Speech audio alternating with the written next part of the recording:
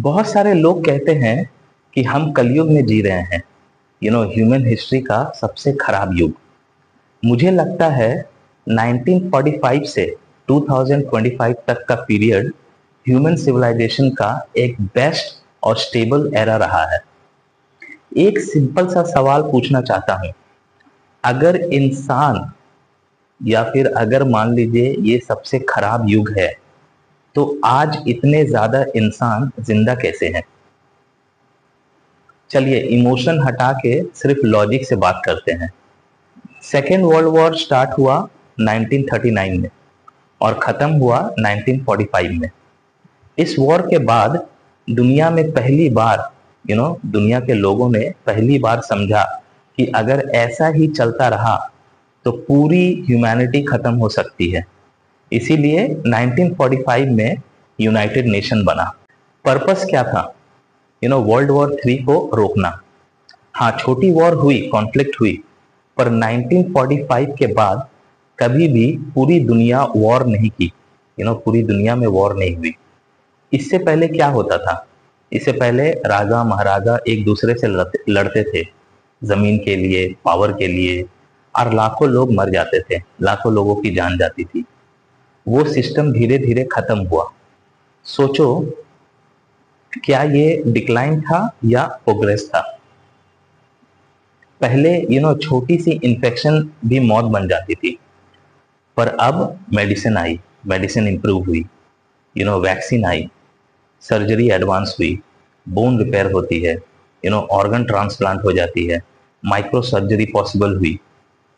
अब लोग ज्यादा जिंदा रहते हैं। अगर ये कलयुग है तो लोग ज्यादा जी क्यों रहे हैं? टेक्नोलॉजीज सुपर एडवांस हुई। हर इंसान टेक्नोलॉजीज को मैजिक की तरह यूज करता है, वो भी एकदम चीप प्राइस में। 256 GB का mobile phone, 5G mobile phone 8,000 में मिल जाता है। 3600 रुपया में, 3600 रुपये में unlimited calling, unlimited 5G data 1 साल के लिए मिल जाता है।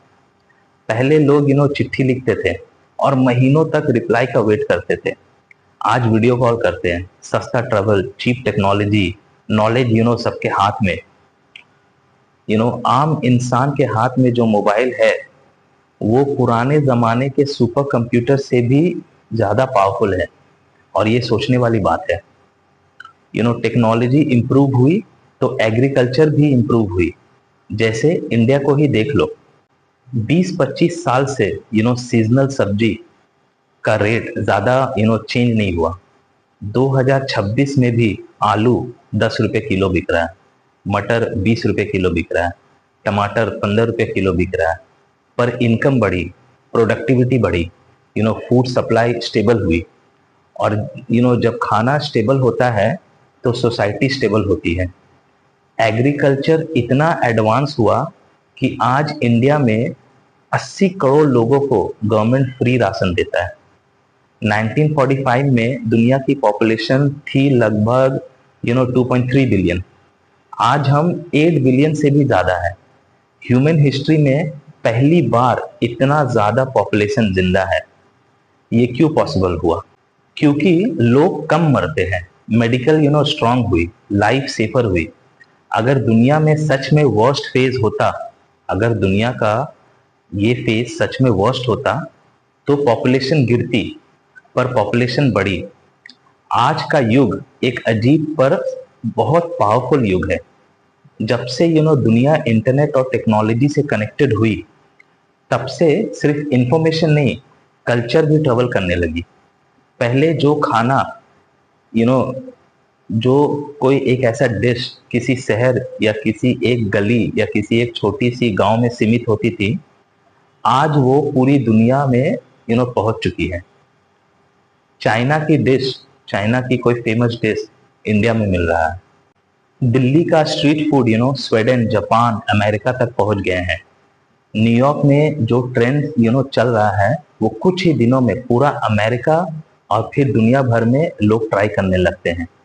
ये सब तब पॉसिबल हुआ जब इंसान टेक्नोलॉजी से कनेक्टेड हुए। इंटरनेट ने बॉर्डर तोड़ दिया, अवेयरनेस बढ़ी, नए मसाले, नए रेसिपी, नए कुकिंग स्टाइल डिस्कवर हुए। और इससे बेनिफिट ये हुआ कि लोग अच्छे अच्छे खाने नए नए टेस्ट को एंजॉय करने लगे, जो पहले इतिहास में कभी नहीं हुआ। इससे और भी बेनिफिट ये हुआ कि लोग नेचुरल फूडों के बेनिफिट समझने लगे कि क्या खाने से बॉडी में उसका क्या असर होता है, और इससे लोग अपने बॉडी को ज़्यादा हेल्दी रखने लगे। जंक फूड्स खाना इज योर चॉइस, बट आप अगर अवॉइड करो तो आज बहुत सारे फूडों के बेनिफिट्स लिखे हुए हैं, आप अगर उसे फॉलो करो तो आप बहुत हेल्दी रह सकते हो। पहले इतना अवेयरनेस नहीं था। और सिर्फ खाना ही नहीं, मशीन और टेक्नोलॉजी ने मेहनत कम कर दी है। पहले जहाँ घंटों काम होता था, आज मशीन मिनट्स में कर देती है। सुविधा बढ़ी, प्रोडक्टिविटी बढ़ी, हेल्थ फैसिलिटीज इंप्रूव हुए, और इसीलिए ह्यूमन लाइफ भी बढ़ी। इसीलिए मैं कहता हूँ कि ये एरा ह्यूमन सिविलाइजेशन का सबसे एडवांस और पावरफुल एरा में से एक है। मुझे लगता है शायद कलयुग टेक्नोलॉजी का नहीं, माइंडसेट का नाम है। ह्यूमन साइंस में प्रोग्रेस की, वॉर कम किए, मेडिसिन इंप्रूव की, लाइफ बेटर बनाए, पर फिर भी हम कहते रहते हैं कि पहले सब कुछ अच्छा था। इंटेलिजेंस का मतलब है रियलिटी को जैसे है वैसे देखना। देखिए, सफरिंग को रोमांटिसाइज करना इंटेलिजेंस नहीं है। मैं ये नहीं कह रहा कि आज का टाइम परफेक्ट है, पर 1945 से 2025 तक का पीरियड ह्यूमन सिविलाइजेशन का एक बेस्ट और स्टेबल एरा रहा है।